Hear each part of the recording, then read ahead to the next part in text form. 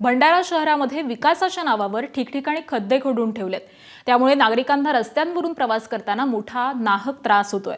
नागरिकांच्या त्रासाबद्दल आणि रस्त्यांवरील खड्ड्यांबाबत काँग्रेस खासदार डॉक्टर प्रशांत पडोळे यांनी काल झालेल्या दिशा समितीच्या बैठकीमध्ये अधिकाऱ्यांना धारेवर धरलं। अधिकाऱ्यांनी भंडारा शहरामध्ये खड्डे नसल्याचा अजब दावा केला। त्यामुळे संतप्त झालेल्या खासदारांनी बैठकीत अधिकाऱ्यांना फैलावर घेतलं। दरम्यान आज शहरातील खड्ड्यांमध्ये काँग्रेस खासदारांनी बेशर्मांची झाडं लावून शासन आणि प्रशासनाचा निषेध नोंदवलाय। या अनोख्या आंदोलनानं भंडाऱ्यातील अधिकाऱ्यांचा बेजबाबदारपणा चव्हाट्यावरती आलाय।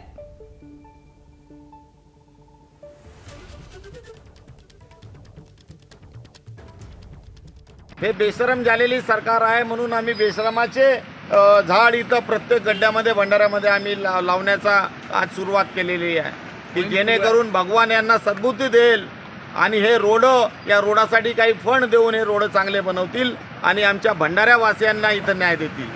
पूर्ण भंडाऱ्याच्याच नाही तर पूर्ण भंडारा जिल्ह्याची या रस्त्यांची दुरावस्था झालेली आहे। तो नॅशनल हायवेचा रस्ता असो की स्टेटचा रस्ता असो, जिल्हा परिषदचा रस्ता असो की नगरपालिकेचा रस्ता असो, सगळे रस्ते उद्ध्वस्त झालेले आहेत। एबीपी माझा, उघडा डोळे बघा नीट।